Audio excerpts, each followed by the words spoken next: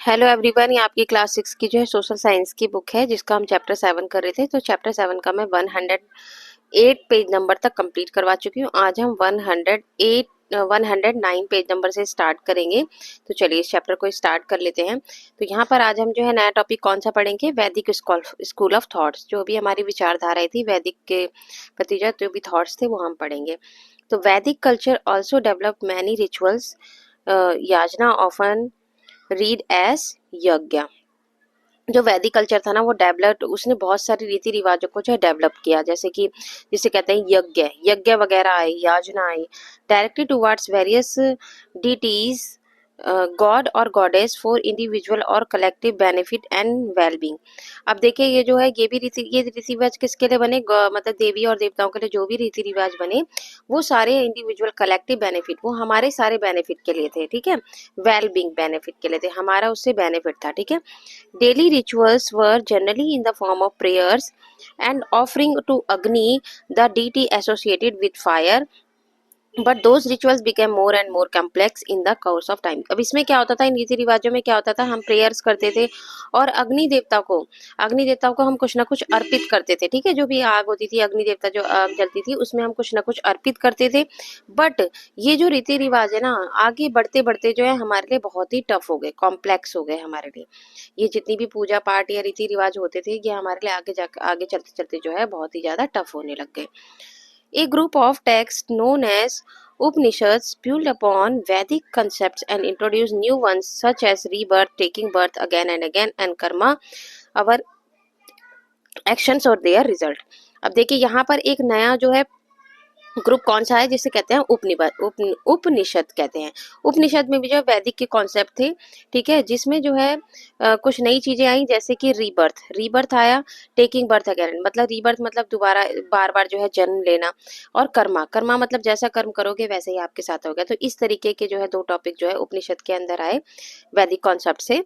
According to one school of thoughts generally known as Vedanta. अब एक और स्कूल ऑफ थॉट्स आए जिसे हम वेदांता कहते हैं, जिसका मतलब क्या है, everything human life nature and the universe, जिसमें हमारी ह्यूमन लाइफ, नेचर और यूनिवर्स के बारे में बताया गया है। Is one divine essence called Brahman, not be to be confuse with the god Brahma.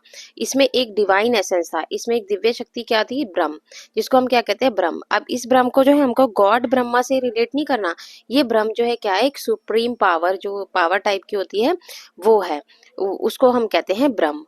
So sometimes just that यानी कि that two well known mantras express that in a simple but profound away. अब हम इसको क्या करेंगे, इस जो वेदांता आया है इसको हम दो मंत्र से जो है इसको प्रफाउंड करेंगे। तो चलिए उन मंत्रों को पढ़ लेते हैं। तो यहाँ पर दिया है कि अहम ब्रह्मास्मि, इसका मतलब क्या है, आई एम ब्रह्म, मैं ब्रह्म हूँ। दैट इज टू से आई एम डिवाइन, कि मैं एक क्या हूँ, एक तरह की दिव्य शक्ति हूँ। तत्त्वम असि, यू आर दैट, आप वही हो। तत्त्वम असि का मतलब क्या है कि आप वही हो, ठीक है। ये दो मंत्र हैं, एक तो अहम ब्रह्मास्मि और तत्त्वम असि, ठीक है, ये इस तरीके के मंत्र हैं दो। The Upanishad also introduce the concept और आत्मा और सेल्फ। अब उपनिषद में दो तरह के कॉन्सेप्ट और आए, आत्मा और सेल्फ टाइप के दो जो है कॉन्सेप्ट आए। The divine essence that resides in every being but is ultimately one with Brahma. ये क्या है, एक तरह की दिव्य शक्ति है, बट लेकिन अल्टीमेटली इसमें जो है क्या है, ब्रह्म के बारे में ही बताया गया है सब कुछ। It follows that everything is this world is concept connected and in inter interdependent. अब ये क्या करती है, ये फॉलो करती है सब कुछ, कि वर्ल्ड के सभी लोग जो है एक दूसरे से कनेक्ट है और एक दूसरे पर जो है इंडिपेंडेंट है। This explains a common prayer that begins with sarva. अब ये जो है ना, ये वाली जो उपनिषद में जो भी आत्मा और आत्मा परमात्मा टाइप के जो है दो कॉन्सेप्ट आए, वो क्या एक्सप्लेन करते हैं, एक प्रेयर को जो है एक्सप्लेन करते हैं, जो कहाँ से शुरू हुई, सर्व भवन्तु सुखिना, सर्व भवन्तु सुखिना और मे ऑल क्रिएचर। इसमें क्या दिया गया है, जो प्रेयर है ना, सर्व भवन्तु सुखिना की प्रेयर है, उसमें क्या कहा है कि सभी लोग जो है, ऑल क्रिएचर, सभी लोग खुश रहे, and goes on to wish them all to be free from disease and sorrow, कि सभी लोग खुश रहें और बीमारियों और दुख से जो है दूर रहें। ये इसमें दिया गया है सर्वभवन्तु सुखिना में, ठीक है। चलिए अब आगे देखते हैं। आगे यहाँ पे दिया है कि early in the first millennium BC. अब जो फर्स्ट मिलेनियम बीसी से पहले क्या होता है, several more school of thoughts, बहुत सारे स्कूल ऑफ थॉट्स आए थे। ग्रू आउट ऑफ वेदास, जो वेदास में जो है बढ़े थे, आगे जो है ग्रू हुए थे। One of them was yoga, उसमें से एक क्या है, हमारा योगा है। Which developed methods invented to achieve the realisation of Brahman is once consciousness. अब योगा जो है एक ऐसे डेवलप किया गया था जिसमें हम जो है ब्रह्म का जो मेथड था ना, ब्रह्म को हम रियलाइज करते हैं या उससे हम जो है जागरूक होते हैं योगा में। योगा को इस तरीके से डेवलप किया ताकि हम ब्रह्म को जो है जागरूक कर सके, अपने ब्रह्म को जो है योगा के थ्रू जो है जागरूक कर सके। Together these school of thought became the foundation for what we call Hinduism today. तभी क्या हुआ, आज का जो है हिंदुइज्म आया, जो हिंदुइज्म आया उसकी जो है इन लोगों ने जो स्कूल ऑफ थॉट्स ने जो है उसकी नींव रखी। फिर एक जो हिंदुइज्म नाम का जो है थॉट आया, उसकी जो है स्कूल ऑफ थॉट्स ने जो है क्या रखी, नींव रखी। कॉन्शियसनेस का मतलब क्या होता है, जागरूकता। The quality of state of being aware for instance of something with in one self, जिसमें हम अपने इस बारे में जानते हैं या उसको जागरूकता रखते हैं, जानने की कोशिश करते हैं, तो उसे हम कॉन्शियसनेस कहते हैं। अब चलिए हम बुद्धिज्म के बारे में पढ़ लेते हैं। Other school of thought also emerged which did not accept the authority of the Vedas and develop their own system. One of them is Buddhism. अब क्या हुआ कि स्कूल ऑफ थॉट्स तो बहुत सारे जो इमर्ज हुए, बट जो आगे का कॉन्सेप्ट है ना वेदास का, उन्होंने जो है इसको एक्सेप्ट नहीं किया। जितने भी हमारे स्कूल ऑफ थॉट्स आए, इनको जो वेदास ने जो है एक्सेप्ट नहीं किया। डेवलप देयर ओन सिस्टम, उन्होंने अपना खुद का सिस्टम बनाया जिसको हम क्या कहते हैं, बुद्धिज्म कहते हैं। अबाउट 2.5 मिलेनियम एगो a young Prince named Siddharth Gautam was born in Lumbini. अब जो है 2.5 मिलेनियम एगो यानी कि 2500 साल पहले जो है क्या हुआ था, एक यंग प्रिंस आए थे जिनका नाम क्या था, सिद्धार्थ गौतम था। वो कहाँ पैदा हुए थे, लुम्बिनी में, जो आज का क्या है, टुडे इन नेपाल, जो कहाँ है, नेपाल में है आज के टाइम पर। Depending on the sources they use, scholars have come up with widely different conclusion as regard the precise years of his birth. In chapter 4 we choose 560 BC as an approximate year. In any case it makes no difference to our story here. अब यहाँ पर क्या हुआ था, जब ये पैदा हुए थे ना हमारे सिद्धार्थ जी, तो उनका जो है एक अप्रोक्सीमेट जो है डेट डिसाइड कर ली गई थी, जो कि चैप्टर 4 में बताई गई ना कि 560 BCE के अराउंड जो है उनका जो है बर्थ को डिसाइड किया गया था। ठीक है, तो अप्रोक्सीमेट ये इन्होंने उनकी डेट डिसाइड कर ली थी कि इस टाइम पर ये पैदा हुए थे। बट इसका जो है हमारी स्टोरी पर जो है कोई जो है फर्क नहीं पड़ेगा। ठीक है, कि उनकी डेट क्या डिसाइड की गई थी। तो चलिए पढ़ते हैं। एज स्टोरी गोज, अब इनकी स्टोरी पढ़ लेते हैं। सिद्धार्थ गौतम की grew up living A protective life in the palace. अब क्या थे, सिद्धार्थ गौतम जो है पैलेस में रहते थे। One day at the age of 29 he asked to be driven through the city in a chariot, and for the first time in his life came across an old man, sick man and dead body. अब देखिए एक दिन क्या हुआ, जब वो 29 की as से, तो वो जो कहाँ पर गए, रथ पर सवार होकर जो सिटी की तरफ जो है घूमने निकले। And for the first time, और पहली बार जो है in his life came across, पहली बार जो है वो ओल्ड मैन से मिले, मतलब बूढ़े लोगों से मिले, सिक मैन से, एक बीमार आदमी से मिले, और एक डेड बॉडी से मिले। पहली बार उन्होंने इन सब से मिले। He also saw an ascetic who appear to be happy and at peace. तभी उन्होंने क्या देखा, एक साधु को देखा जिनके फेस पर उन्होंने खुशी देखी और एक शांति सी देखी उनके फेस पर। Following this experience Siddhartha decided to give up his palace life, living behind his wife and son. तभी जो है सिद्धार्थ ने क्या डिसाइड किया कि वो अपने पैलेस को छोड़ देंगे, अपनी जो ये पैलेस वाली लाइफ है इसको छोड़ देंगे, डिसाइड कर लिया उन्होंने। और अपने वाइफ को और अपने बेटे को भी उन्होंने जो है छोड़ दिया। Travelling on foot as an ascetic, meeting other ascetics and scholars, he search for the root cause of suffering in human life. इसके बाद इन्होंने क्या किया कि वो जो है पैरों से चले, इन्होंने ट्रैवलिंग करी, पैदल यात्रा की, और ये साधु से मिले, फिर और भी अलग अलग साधुओं से मिले, स्कॉलर से मिले, और उन्होंने क्या सर्च किया कि root cause of suffering in human life, कि लोग जो है क्यों सफ़र कर रहे हैं, मतलब दुख क्यों झेल रहे हैं, पीड़ा क्यों झेल रहे हैं। तो इन सब चीज़ों की जो है उन्होंने जड़ों की खोज की।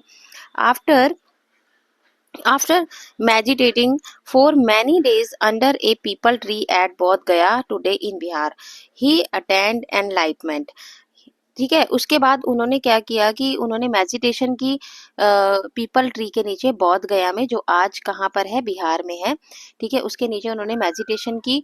ही अटेंड एनलाइटमेंट, और उन्हें जो है ज्ञान का प्रकाश मिला, ठीक है, उन्हें उन्हें बहुत सारा ज्ञान मिला।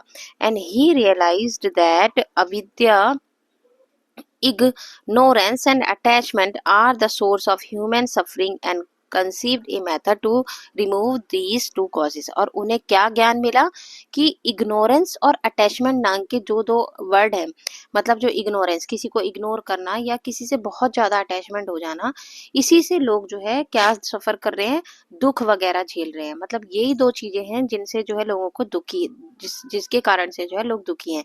एक तो इग्नोरेंस करने से, कि जो इग्नोर करने हम चीज़ों को, और हमें जो है अटैचमेंट हो जाता है किसी से, तो उससे भी हमें दुख होता है ना, अगर वो हमसे दूर चला जाए तो हमें उससे जो है दुख होता है। तो यही दो चीज़ें हैं जिससे लोग जो है सफ़र कर रहे हैं या दुखी हैं, तो उनको ये ज्ञान मिला। आगे, Siddhartha then become known as the Buddha with which means the enlightenment or awakened one। अब जो है सिद्धार्थ को जो आगे बुद्ध जी के नाम से जाना जाने लगा, जिसका मतलब क्या है, ज्ञान की प्राप्ति, एनलाइटमेंट और अवेकन वन, इसका मतलब ये होता है ज्ञान की प्राप्ति, ठीक है, एनलाइटमेंट एंड अवेकन।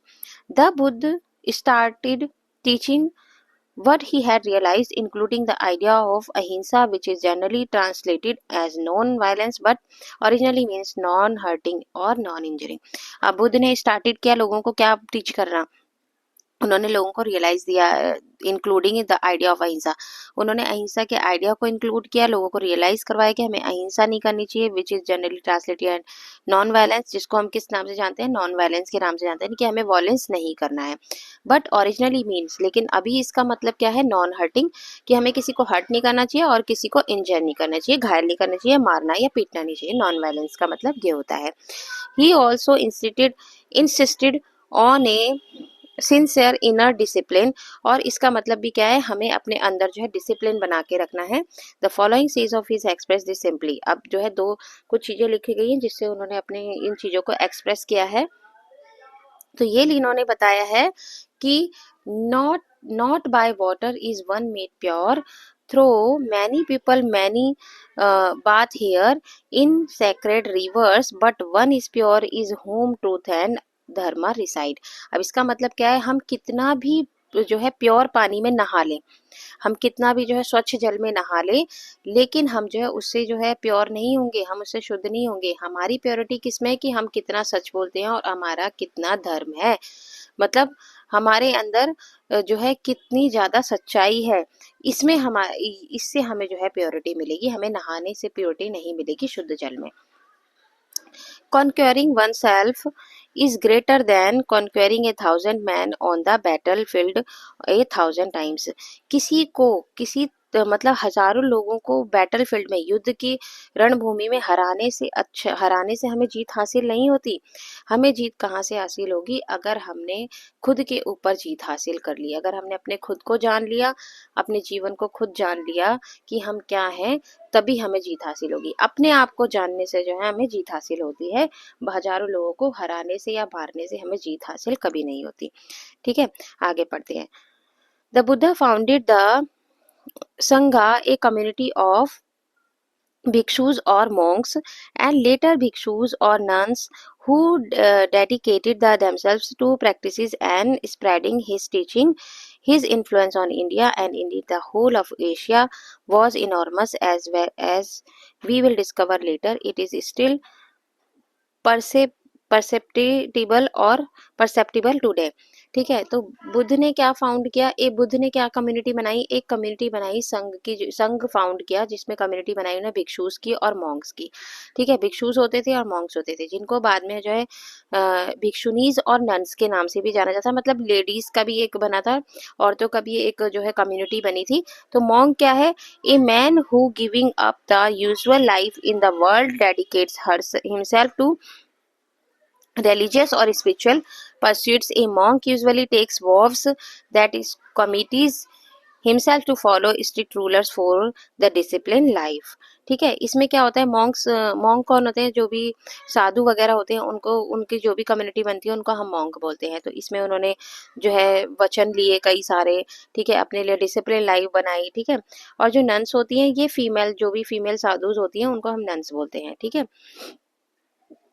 तो who dedicated themselves to practices, इन लोगों ने क्या करा, who dedicated themselves to practices and spreading his teaching, उन्होंने जो है बुद्ध जी के जो भी उनकी बातें थी या जो भी थी, उनको उन्होंने क्या करा, स्प्रेड किया, सब जगह लोगों को टीच किया, स्प्रेड, उनकी उन बातों को जो है फैलाया सब जगह। His influence on India and indeed the whole of India, ये केवल इंडिया में ही उनकी जो भी विचार थे इंडिया में ही नहीं चले, उनके जो है एशिया तक, होल ऑफ एशिया तक भी उनके जो है विचार गए। was enormous as we'll discover later, it is जो है perceptible। तो आज जो है ये पहले ही नहीं जाने जाते थे, आज भी उनके जो है ये विचार जो है आज भी जाने जाते हैं। परसेप्टिबल जो है आज भी जो है हम इनके विचारों को जानते हैं। अब आगे हमें क्या दिया है, यहाँ पर हम ये पढ़ लेते हैं, कुछ स्टोरीज हैं। Many stories from the Upanishad, Upanishad से जो है बहुत सारी स्टोरीज आई। टेल अस द इम्पोर्टेंट, मतलब उपनिषद की बहुत सारी स्टोरीज हैं। Tell us the importance of asking question, जिसमें जो है सवाल पूछना जरूरी है, इस बात पर जोर दिया गया कि हमें हम जो क्वेश्चंस पूछना जो है ना बहुत जरूरी है। Whether these questions come from man and women और चिल्ड्रन, ये क्वेश्चन कहीं से भी आ सकते हैं, किसी बच्चे से, किसी आदमी से, किसी औरत के भी क्वेश्चन हो सकते हैं, किसी के भी क्वेश्चन हो सकते हैं। तो सवाल पूछना जो है जरूरी है। तो बहुत सारी इस पर स्टोरीज हैं, तो चलिए पढ़ लेते हैं। कुछ स्टोरी जो भी आपकी बुक में दी गई है पढ़ लेते हैं। सेवात Ketu and the seed of reality, ये कहाँ से आई है, छंदोगया उपनिषद से है ये। ठीक है, अब इसे पढ़ लेते हैं। Rishi Uddalaka Aruni and his son Shvetaketu to a gurukul to learn the Vedas. अब उन्हें सेवकेतु, जो उनका जो ऋषि उदाल उदालका की जो का जो बेटा था ना सेवकेतु, उसको गुरुकुल पढ़ने के लिए उन्होंने भेजा, वेद के लिए। ठीक है, वेद लर्न करने के लिए।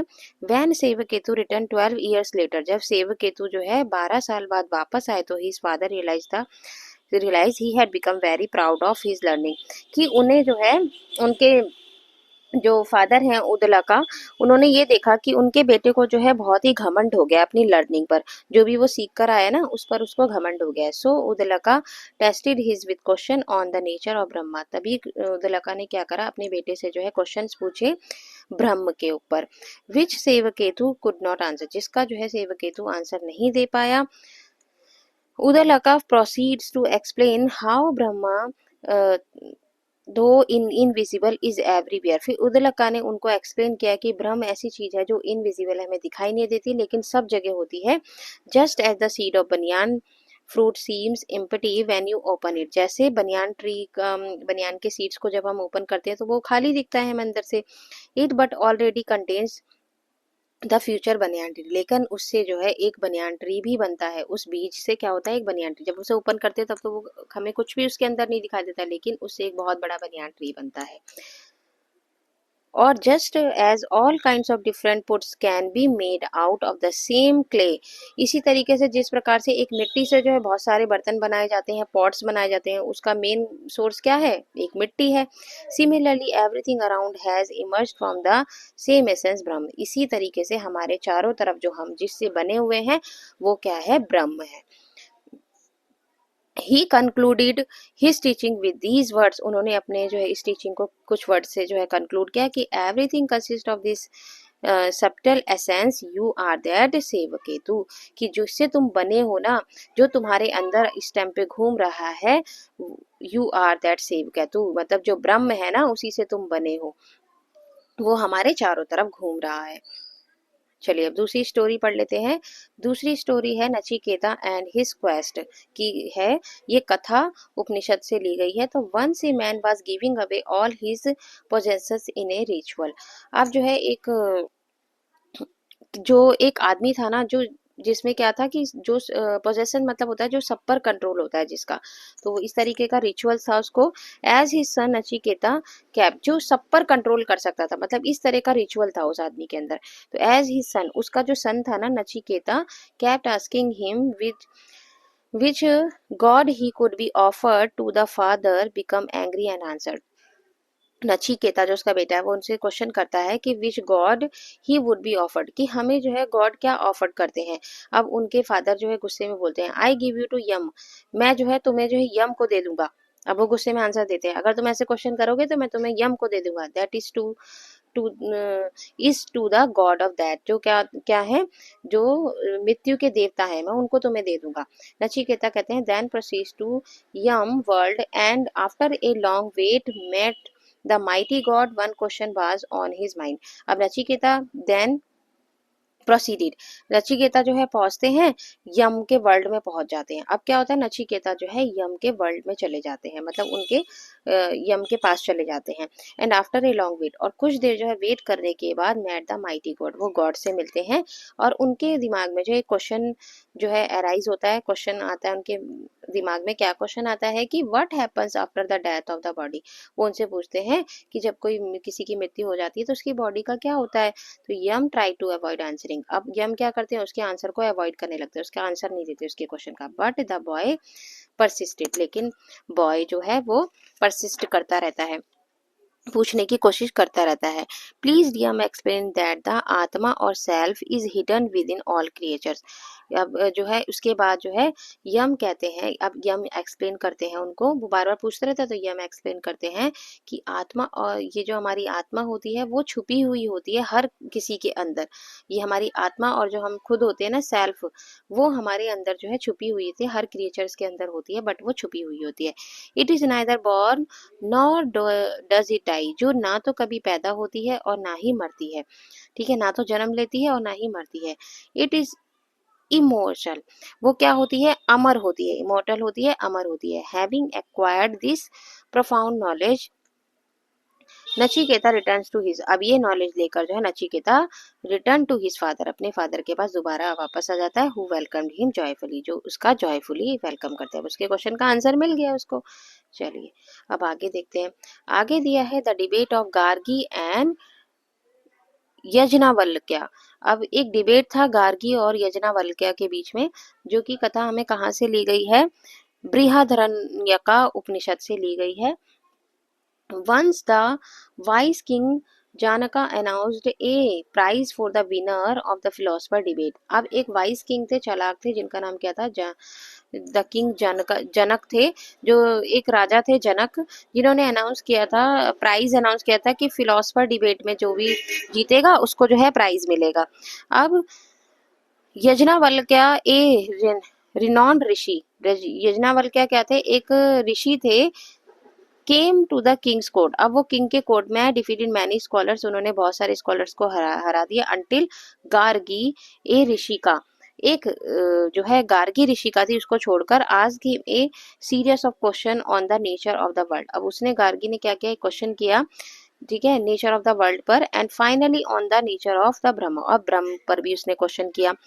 Eight that point Yajnavalkya asked her to stop asking further question. अब उसने, यज्ञवल्क्य ने उससे जो है इतने क्वेश्चन वो कर रही थी तो उसने जो है कह दिया, स्टॉप होने के लिए कह दिया कि इतने क्वेश्चन मत करो। Later however Gargi resumed her questions and Yajnavalkya went to explain। तभी क्या हुआ, बाद में जो गार्गी जो है resumed her question, अपने क्वेश्चन के लिए रिज्यूम्ड होगी, और यज्ञवल्क्य वेंट ऑन एक्सप्लेन, अब उन्होंने एक्सप्लेन करना शुरू किया यज्ञवल्क्य ने, मतलब वो जो इतने सारे क्वेश्चन कर रही थी, अब उन्होंने बोला यज्ञवल्क्य के रुक जाओ, अब उन्होंने एक्सप्लेन करना स्टार्ट किया कि now Brahman is that what makes the world, कि ये जो ब्रह्म है ना, कि ब्रह्म से ही हमारा क्या बना है, ये पूरा संसार बना है। The seasons, the river and the everything else possible, ये जो हमारे सीजन्स बने हैं, रिवर्स बने हैं, और ये सब जो कुछ भी बना है ये सब हमारे ब्रह्म से ही बना है। तो इसका आंसर उन्होंने दे दिया। चलिए अब आगे देखते हैं। आगे ये जो है लेट अस एक्सप्लोर, ये हमारा जो है एक क्वेश्चन दिया था, हमारा पेज नंबर किस पे है, ये हमारा पेज नंबर 115 पर था ये जो क्वेश्चन है, इसको कर लेते हैं। तो यहाँ पे दिया discuss the way the Buddha is depicted in the above panel. अब ये जो पैनल है ना, इसमें क्या बताया गया, इसमें क्या डिपिक्ट कर रहे हैं हमारे जो बुद्ध जी थे, वो क्या डिपिक्ट कर रहे हैं, इनके ऊपर क्वेश्चन था। तो इस पैनल में क्या डिपिक्ट कर रहे हैं, ये टीचिंग कर रहे हैं ना, इसमें सबको बता रहे हैं, टीचिंग कर रहे हैं। तो बुद्धा इज यहाँ पे डिपिक्टेड लिखना है आपको वर्ड, ठीक है, depicted as a preacher in the panel. इसमें क्या कर रहे हैं, प्रीचर कर रहे हैं, लोगों को टीच कर रहे हैं, ठीक है, इसमें पैनल जो बना हुआ है। अब आगे क्वेश्चन है कि can you name some states of India और some other countries where Buddhism is a major region even today. आप बता सकते हैं ऐसी कौन कौन सी कंट्रीज है जहां पर अभी भी बुद्धिज्म मेजर जो है रिलीजन आज भी है, बुद्धिज्म का रीजन जो है आज भी है। तो try to plot this on a world map, world map में भी आप प्लॉट करने की कोशिश करेंगे इनको, ठीक है। Buddhism is the majority religion in Bhutan. Buddhism majority region अभी कहाँ है, भूटान में, म्यांमार में, कंबोडिया, श्रीलंका और थाईलैंड और मंगोलिया में भी है। Maharashtra has the highest number of the Buddhism in India. Maharashtra में जो है सबसे ज्यादा बुद्धिज्म है। तो आज की वीडियो में जो हम इतना ही करेंगे। अब नेक्स्ट टॉपिक जो है हम जैनिज्म के ऊपर जो है नेक्स्ट वीडियो में हम पढ़ेंगे। और अगर आपको मेरी वीडियो अच्छी लगी तो इसे लाइक कीजिए, शेयर कीजिए, मेरे चैनल को सब्सक्राइब कीजिए। तब तक के लिए tata bye bye, take care.